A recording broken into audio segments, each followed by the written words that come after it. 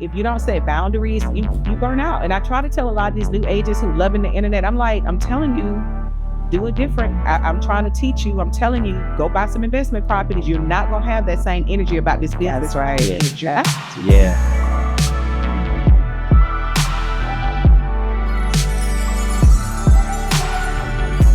What's going on, family? Welcome to the Key and Will, the More You Know podcast.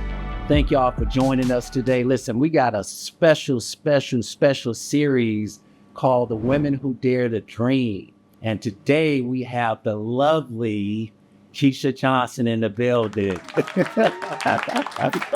Listen, y'all, this month we're celebrating successful African-American women entrepreneurs who are making a significant mark in the real estate industry. That's why this lovely lady is here. So we're super excited. We've been hyped all week. Excited. Keshia's gonna be in the building. I love y'all.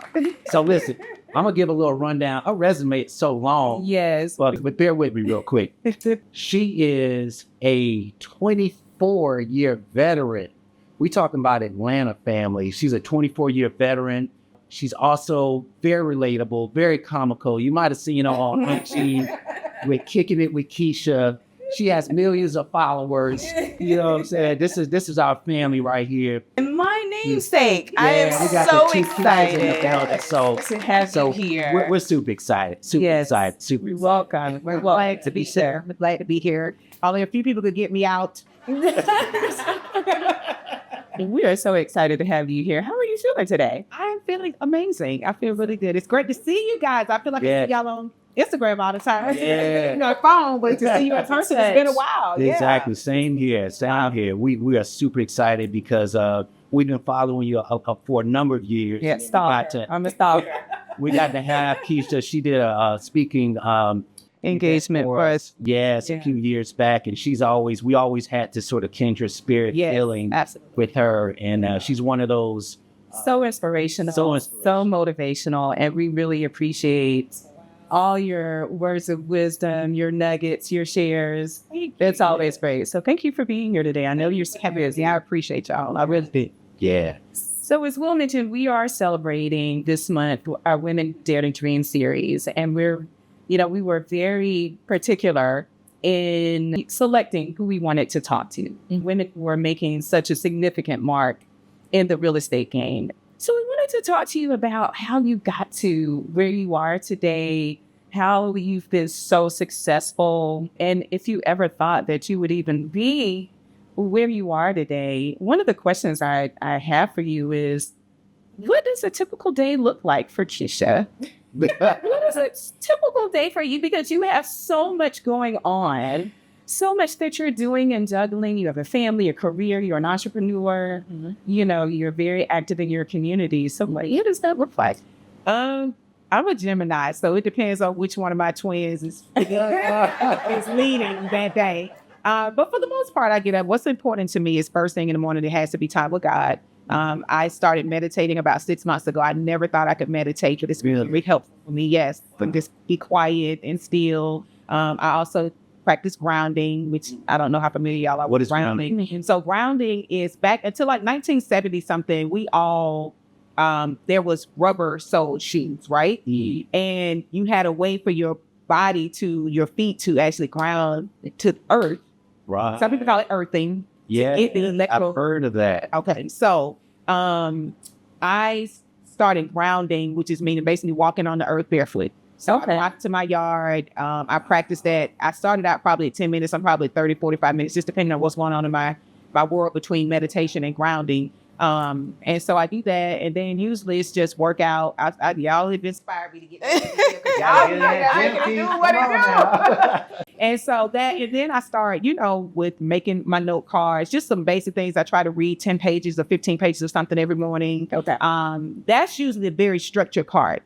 What is difficult for me is once that phone starts to ring. So I try not to even go there, because once we do that, we already know that's going to get off our path. So spending time with God, working out, and then I just kind of start my day like anybody else. Yeah. Just whatever is on the agenda for the day, try to attack that, and just kind of go from there.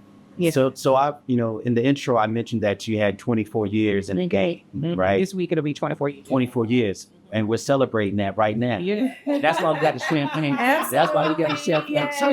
Years and years. 24 years. Yeah. So, a lot of realtors follow us on social media. Yes. And the reason I'm so excited to have you here is really to talk about the real deal in real estate. Yeah. And for you to be in Atlanta's real estate market 24 years, how has that been? Now, most agents, they come in, they think, oh, I'm just going to sell all these homes. And then they realize, no, it's not that simple. It is a lot of work. And not only that, to sustain, you've been through many ups and downs. We just had multiple issues and multiple changes in the real estate industry. How have you been able to maintain and keep going? Well, I haven't always, to be quite frank. There have been years that were very lean. I've had some personal things that happened in my life that caused me to, when my husband passed, I basically just went into a shell. So in that time, I was just doing what I absolutely had to do, nothing more. Gotcha. But when I decided, when I got on the other side of that, I basically had to depend on the relationships that I had cultivated because I went out on the top. God. But life took me down. Yeah. So then when I came back, if I had not treated people a certain way, I had to go to the same people that were Brandy Hunter Lewis was my mentee. When I came back, she was one of the top. Yeah. So I needed her in the way that I was there for her. So she wrapped me up. So Keshia Johnson and other Sheila Maddox and a lot of folks. Sheila is one of my mentors. So when I would say relationships. Yeah. That is the way that I have sustained the ebbs and flows of this business, how I treat people. That's really important because I came in when there was no social media. No social media. Right. So it's really been based on relationships. I'm a native Atlantan. Yeah, I didn't realize that. Yeah, I'm a native. I was like, I need some autograph. Gone for it, to be exact. Gone for in the building. So I would say it's been relationships and just faith. My faith, sure. Wow. Yeah. Wow. You've been a realtor. You've been a very successful realtor for a long time. Have you ever thought about doing something else? Was that always your goal? No, I didn't even want to be a realtor. No, absolutely not. I got fired from 23 jobs, right? So, I could always get the job, but it was hard to maintain. You got to maintain it, though. Well, I felt like I should be the boss. Right. So I couldn't be there long before. I'm like, I'm way smarter than them. Right. I won't give it them. So I was constantly having to find new jobs. That's funny. Yeah, and I would have good jobs too, like major corporations. Yeah. And before long they'd be at my little box and I'd be walking out with security. But it's the truth. I'm being totally transparent with y'all. Right. And so my brother owned a mortgage company in Birmingham. He had relocated there when he got married. His then wife was going to her residency was in Birmingham. Okay. And so he started doing mortgages. He was like, I really think you'd be a good realtor. And I'm like, I need my check on the 1st and the 15th. Right. I cannot take a chance on that, right? Yes. And for my birthday, he sent me a check. And in the memo, he put for real estate school only. So I had to go to real estate school with the money he sent. Shout out to him. Yeah, my brother, he's one of my biggest supporters and everything. Right. And so I was like, well, I'll just go to school because I had already been to court reporting school and appraisal school and come to college and dropped out. And so school was no big deal. I was like, I'll go. It's only 6 weeks. And I went, and it was just something about it. I just was like, I don't know. I feel like this is I saw this lady, Bernice Brinkley Walker, Summer Walker Hunter.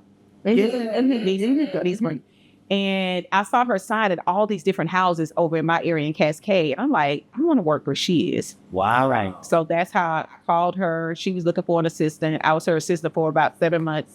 Then I got pregnant with DJ. And I'm like, I'm not that for you. Right. Everybody, DJs, everybody. Right. But I was like, I got to go to work. I might keep working. But I learned so much under Bernice. Seriously, work, that you can't pay for. Yeah. Because she was a top realtor in a time where it wasn't. Yeah. Right. Yeah. Mm-hmm. So for a while, did you do a full-time job in real estate on the side or full straight from the gate? You went full straight? Mm-hmm. Wow. Straight from the gate. And I thought my then husband was probably like, Lord, another. He had all, seriously, that man was, God bless him. I know he's tired. But you know, But no, he trusts you to. yeah. I guess he felt like something got to stick with her. Yeah. In real estate. Yeah. Oh, You know. wow. I had no idea. That's my my backstory. Oh yeah, I did not want to be a realtor. Wow. Right. Then here we are, 24 years, 24 years later. 24 years later. Uh-huh. Now, what have been some of the challenges? Because I know you said there have been stints where you sort of had some lean years. Uh-huh. What are some of the challenges that you've experienced as a realtor? Because I don't think people understand that some of the challenges that we go through. You know, it's sort of like, oh, you guys just sort of open the doors and show houses. You see all this, wonderful life that we live on. So social media, Those just highlights. even though I do feel like we try to be transparent as much as we can. Yeah. And share some of the real things that we experience as much as we can. But somehow it's the glam that seems to, translate and then taken over in the last few years of social media. Yeah. And I just think that, obviously that we're in it, so we know that's not day to day. I mean, Right. we grinding, we working, we putting in those late hours. Mm-hmm. But was there any type of instance where you said, I don't know if I could do this? I never thought that I couldn't do it, but I did think, I will say, no, there was never a time I didn't think I'd do it because I'm really good at what I do. Yeah, that. But there were times I realized I needed to do it differently as my son got older, as I got older. I'm 53, we're all the same age. Yeah. Is that You're- yes? Yes. Why you gonna say that? Listen, the way Keith sitting up here saying, we all the same age. Absolutely. Cheers to that. But there were times that I just felt like I may have to supplement. I mean, I have had some, but a lot of it, honestly, was just me. It was me. Yeah. It wasn't even market conditions so much at times. It was my mindset. And I was not focused. I was spending too much doing this. And then I was fighting depression. I did that. The loss of my husband really took me through a very dark time because it came 10 years to the loss of my mother almost to the day. Mm-hmm. And I had not really dealt with that. So when you couple the two, I just kind of crumbled. Mm-hmm. So those were the leanest years, not so much because of the industry. And now, I came through the industry when the market crashed completely, but that was also the same year I lost my husband. Mm-hmm. So everything crashed for me. So I really didn't, but again, I think that I would go back to the well, to Sheila, to Lisa, to Robinson. I literally came under the tutelage of a lot of the best of the best. So is that what brought you, because I didn't realize all those things hit at once. So is that what was your support system, is what pulled you out of that depression, or what was that? It really was one day my son said to me, I was in the kitchen. I wore this red robe for years after Daryl died, like years. Mm-hmm. And my girlfriend to this day, she's like, I wish you would just burn that robe. And I just I cannot let it go. I put it up in a nice little thing and put it in the closet. It's still there. I probably should burn it before the next year. But anyway, DJ, one day I was in the robe and he said to me, he was 9 years old, and this is maybe 2 years after his dad had died. And he said to me, he looked at me with a little bit of disgust, quite frankly. And I said, why are you looking at me like what's up? Yes. And he said, I said, he said, are you just going to give up on life? He was not. Oh my God. And I said, well, DJ, what you expect me to do? Like, your dad's gone. I was kind of having a pity, if you will. But at the time, I didn't think it was a pity. It was just what my life had become. Yeah. Right. He said, get up, go to work, go to lunch, do what you used to do. You're just going to give up because dad's not here. And that was kind of the beginning of a thing. Like, my son is watching me. Like, I don't think I realized how much he was watching me. And I would say, that's why I always say, as much as he's driving me nuts today as a younger man, I think that he did. My son saved me. So, yeah. And then Brandy Lewis, who was a young widow, and I had met at Les Jardins. Y'all know that community over in South Fulton? Mm-hmm. Okay, yeah. Yep. And so we went to a luncheon there, and I saw this beautiful, tall girl. And I was like, what was that? This is my side of it. We had this coming up in here looking all Look gorgeous. at how fabulous. I'm the Heisman over here. Right. But no, I saw her from across the room. And so I went up to her and introduced myself, trying to figure out who she was. And she told me, and we ended up having lunch the next week. Man. She shared that she had moved to Atlanta from Chicago because she had lost her husband. And I remember telling her I lost my mom. At that time, I was still married. And I said, oh, I just don't know what I would do. Like, I just don't even know. Yeah. And about 14 months later, and I recruited her to work with me at the time it was Paces Ferry Realty. I recruited her from where she was to come work with me and teach her the business because she wanted to kind of do luxury. And at that time, I had brought a building from Sandy Springs to South Fulton. It's the first community of its kind. Wow. The Gates of Stone Lake. And we started in the 600s and doing that in 2005. That was major. Absolutely. That's like, Yeah. And I sold the land. I did the whole shebang. Nice. But when I went through that season, it came to me that this is why I say God was sending your people, because I didn't know her from anybody. And I don't even have the kind of personality to walk up and try to figure out who somebody is. Right. But she stood out to me. Mm-hmm. But God, she's the person. For the one. For a reason. She's Exactly. the one. So amazing. You said 14 months later. Yeah, it's about 14 to 18 months later. Yes. Somewhere around in there, I was wearing those same. Oh my God. And watching Brandy continue to go through and do what she did and be an amazing mom and all of that with her kids, it gave me hope. Yeah. When I hit my lowest, it was one Thanksgiving I never forget. And she called me. She had been calling because I went into a shell. I didn't talk to anybody. Yeah. And I remember her just calling me on that Thanksgiving, back to back to back. And I needed her to call me. Mm. And I feel like that was one of the people. But my brother, my sister, I just have an amazing support system. Yeah, absolutely. It was always been relationship. It's always been the people that God sent. That's huge. They brought me through whatever. That's huge. Now, Keshia, during that time when you were just at your lowest of low, how did you maintain your livelihood? How did you make money?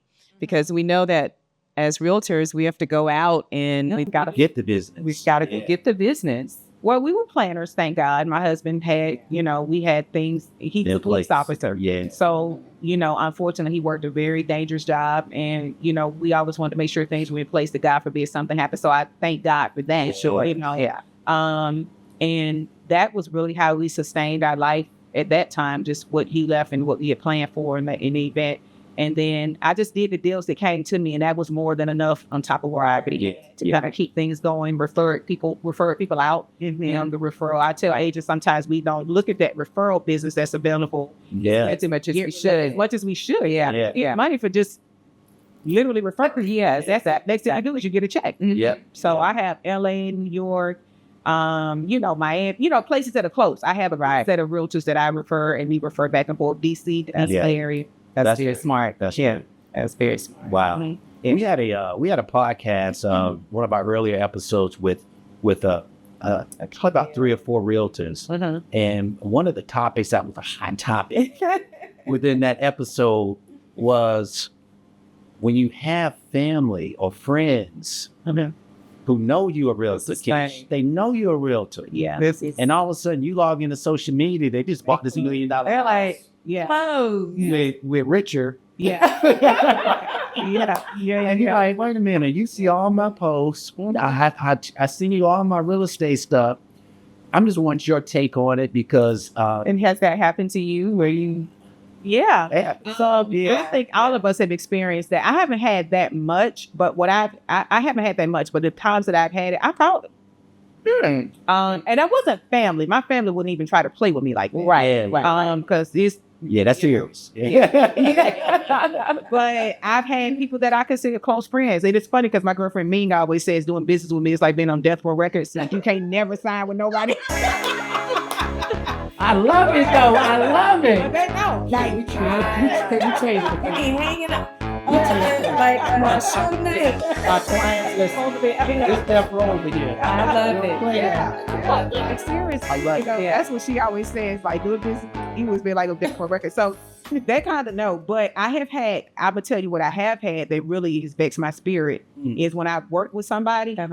and they went out and wrote a contract after me working with them, and they wrote a contract with somebody. So I had to happen twice last year. Yeah. And I ran into them. And he came up speaking like everything was cool, and it wasn't cool. Yeah. And my friend that was with me, I actually introduced him. I was like, you remember the people I told you I had worked in, and they went up this him. Yeah. I love that. I love that. Hey, But I love the I'm not gonna directness. be the only one. Like, I love Because the at the end of the day, like, Yeah. you know what I mean? And so that probably is something that I've dealt with more, but not many family members, and my one friend that did, because one thing will happen when people get married, sometimes you lose the client to whoever they marry. They have someone that's in their family, their circle, but most of the time, I keep them. I keep most of my clients. Yeah. When they marry and stuff like that. But Yeah. then, especially my guys, they wives all up. But I think it goes back to what you said earlier. It's relationships. It's relationships. Maintaining those relationships. Maintaining those You don't- relationships, not treating people like a number. And nobody's perfect. I'm sure some people like that who gonna be like, well, she wasn't like that with me. Well, I'm human. If I have to fall, I apologize. But I always try to work very, very hard for my clients. Very hard. I mean, and some of that is what got me to the space where I had to start setting boundaries.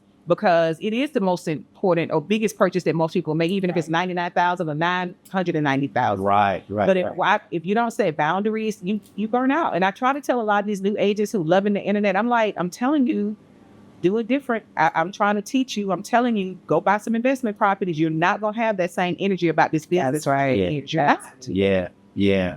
And I think also when things like that happen, where you work with a client for so long and then they go and write a contract with someone else, I think we as realtors have to remember you can't internalize that, right? That maybe there's a lesson that we learned there, or something maybe could have done differently. But I think we have to be careful to say, all right, you can't let that take you down. Because it sometimes it's a kick in the stomach. Oh yeah, we grieve it. Yeah. And so, but you have to keep going and keep moving on. We talked about that with some of our mentees on Monday. Yeah. We got to keep moving. The sooner you release things in anything that doesn't serve you, the best. Exactly. And everything happens for a reason. Yeah. And sometimes when I haven't gotten that deal and as time has gone on, I'm like, oh, thank God. Right. It could be a blessing. It could be a blessing. Yeah. One of the things I admire about you is your spiritual gifts, if you will. And you may not see it as that, but I do. Yeah. I think a lot of us who follow you on social media, and you could just be going about your day in the car, got your shades on, and you ride to a property. But the gifts that you have to speak life into your audience. Yeah. And I just want you to know that's something. And how did your connection with God, because you'll highlight the scriptures. Oh yeah, I'm at the house looking sing. around. Okay. I listen luxury. Go check out singing Realtor. Yes, But sure, I really do. It is obvious. I mean, you're authentic. Yeah. You're not just doing it just to do it, and that translates to the audience. Have you slowly gotten to that level where you really understand what's truly important? Yes, I've slowly gotten to that level because I spent quite some time. I did a video Christmas 2022. And I said I've had my issues with God. Yeah. There was a time I felt like he picking on me because you keep taking people I love. My husband, my house was broken into and destroyed. I just had so many things, and I felt like my number was constantly coming up and not in the best way. So I struggled with my faith. I did. I never not believed in God. Yeah, it's just. But there were times that I just didn't dial into it as much. Right. But when I was going through breast cancer in 2022, and I had to move in with good friends in Buckhead, my Angie and Dutch. Angie and I went to middle school together. And this is what I mean about relationships. And my brother came home to a class reunion with his then wife, Leslie. And her and Angie had gone to high school. Her, Angie, and my brother went to high school together. Long story short, that community that I told you about, they had a good friend who was a ball player at the time, who had bought that land to develop and build houses. They brought me on as the realtor. I had absolutely zero experience. I mean, nothing. But I took Lisa Robinson in there with me at the time and did have experience. So collectively, even though I was zero of the collective, we had experience. Yeah. Right. And so, but anyway, I moved in with them. Our relationship over the years got closer and closer. She's auntie to my son. And when I got diagnosed, my brother had sold his house. So there was no place for me to go. they were living in a temporary house, and at the time, while they were building a new house. Okay. And I'm like, the only other people I would be comfortable with seeing me in this, what I know is going to be a very vulnerable state, is Angie and Doug. Gotcha. Yeah. So I stayed with them in a beautiful, fabulous condo that I sold them. Oh, nice. In 2020. Look at God. Yeah. And I had no idea I would be in the guest room for 6 months. 5 years later. This is what I mean when I say. Yeah. Right? And so one night I was trying to leave their house within about 10 days.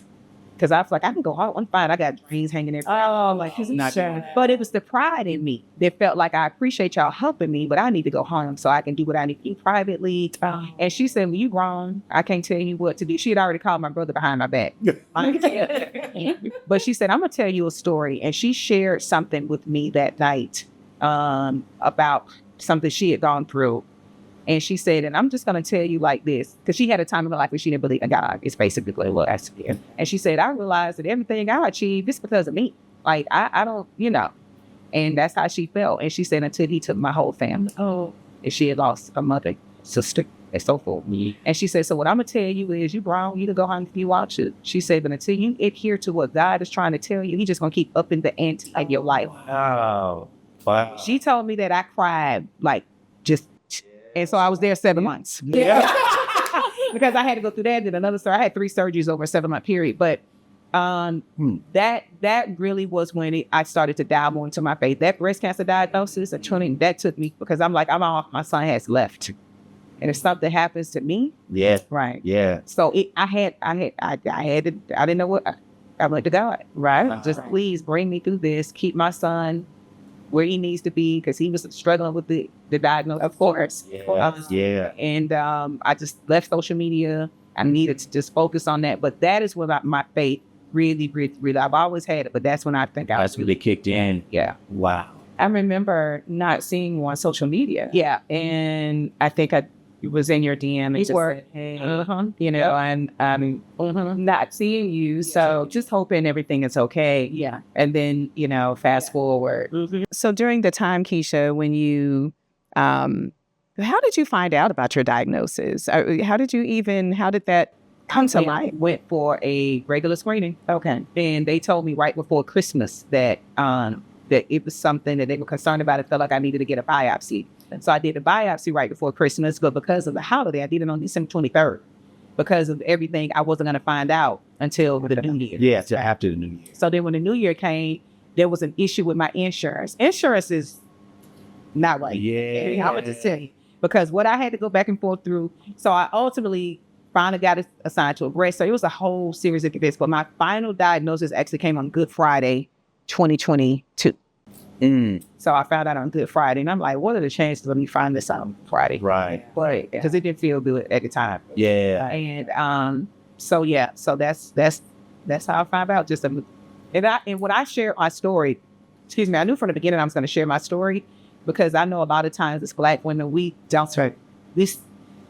I'm gonna say Black. Sorry if it didn't, but we a lot of times don't take care the way we should. A lot of times we don't make health a priority. Mm-hmm. We're not raised. We're so busy to work out. We're not raised. Right. Well, a lot of times, we just not. So I share my story, and I had so many women in my DMs that said they should have never gotten a mammogram. 45, 50, 55, never had a mammogram. And I encourage women of color I know they say 40, but if you have a history in your family, right, or if not, I just feel like we just got to do things earlier. Yeah. And they have all kind of organizations that will pay for it and things like that, where people save money, but we find money for everything else. Right. Yeah. So we have to make our health a priority. So that's how I found out. Wow. Yeah. Wow. Well, we are all thankful. What a blessing that you're on the other side of it. Yeah. And so. And you're here today to talk about it, because there's folks out there who may be dealing with something at the moment. Absolutely. Yeah. And to know that if you stay faithful, you can get through it. And that's what Kicking Alicia came from. Like a bunch of women. I used to have 70 to 100 women on my Zoom every week during COVID. Wow. Every single week. I said, oh my God, there's so many women that really feel like they have no safe space. Right. And that's why Absolutely. I created that space. And I'm a lover. I tell you the truth though. Like, it's not, I always tell people, don't come over here if you want to be coddled. I'm going to love you, but I'm also not going to let you make excuses. Right. Because that's what got me out of my friends not letting me just stay there. Exactly. Yes, what you've gone through is hard. Yes, it's painful. Yes, you're going to be sad, but there is life after. Absolutely. Yeah. I think that's why people love you so much, is because you are real. You are going to say it like it is. It may not feel good immediately, right? But it comes out of a place of love. Yes. And it's going to be something that's going to be helpful. That's my hope. I really, I am sincere about helping people get unstuck as I continue to journey through things myself. Yeah. Dating again, and that's a whole other journey. Listen, you gonna tackle that like everything else. God willing and the creek don't rise. That's what they say. So Keshia, tell me, before we get out of here, what has been one of the most, if you had to name one of the top successful moments in your real estate career, what would you say has been that moment for you? One of those moments. I'm sure there are many. I would say when I sold the land that ended up becoming that community, I sat in the parking lot and cried. I remember I never had a check that big. It was $75,000. Wow. And then because of the relationship, I asked the agent that turned me on to that building. His name is John Willis. She represented him for a community in Sandy Springs where I sold the football playground that I took my friend here. And so when I was trying to find a builder to come buy that land, she referred me to John Willis. Yeah. So I thought, okay, well, I sold the land, me and her, co-op. Barna Welly is her name. She's a legend in Atlanta real estate. Okay. And I asked her, she asked me, she said, I don't really want to drive down to South Fulton. I have to put somebody down there. She said, but why don't you just take it? Just give me $1,200 per deal. He's talking about a $20 million real estate. Yeah. Right. And I remember just being like, and it was 5 minutes from my house. Wow. So as DJ as a little boy, I had pictures of him on the land and all of that. And I sold 13 houses over there. 36. We ended up closing the last one probably like 900,000. And this is again 2005 to 2000. Yes, that was major. That would be. I would say that was the biggest. That's a realtor's dream. Yes, 100%. Yeah, you've been savor. I know you've had bumps in the road like all of us. Yeah. But it's obvious that you're covered. And we just happy to have you here. Well, I appreciate y'all. I love y'all. Yeah. I really do. I mean, genuinely, I watched y'all. I mean, I had a connection from day one, and y'all are just warm and good people. Appreciate it. And I know y'all have a lot of longevity headed for you in this business. I'm excited about what God is doing with your podcast and what He's going to do in y'all business as well. Appreciate that. That coming from you means a lot. Yeah. Again, I've stalked you for so many years. And to have you here on our podcast truly is a full circle moment for me. Oh, wow. Because I've looked up to you for so long, and we're the same age. You're like my sister, and I'm so happy for you and your success.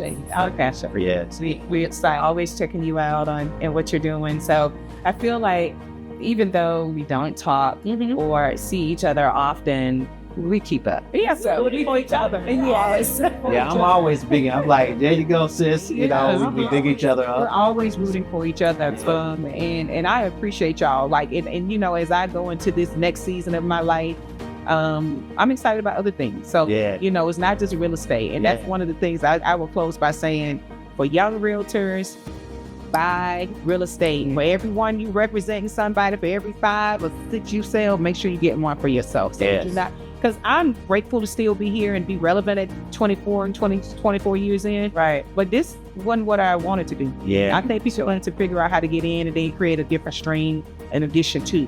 Right. So you're not constantly. Yeah. We have an advantage as realtors. We always, as we're seeing deals for our clients, we also say, can we buy this? Absolutely. Yeah. So I agree with that. I back it 100%. Definitely, if you can purchase purchase property. Yes. God, they ain't making no more. Right. No more land. Yep. Listen, family. Keshia Johnson in the building. Appreciate y'all. Thank you for having me. Thank you so much. Thank you for being here. She is a woman who dared to dream. Yes. And look where she is, you guys. Thank you so much for joining our Kia Wills the More You Know podcast, where we talk about all things real estate and lifestyle. Make sure you like, subscribe, comment, do all the things. All that. Do all the things. We appreciate each and every one of you. Keshia. We out here.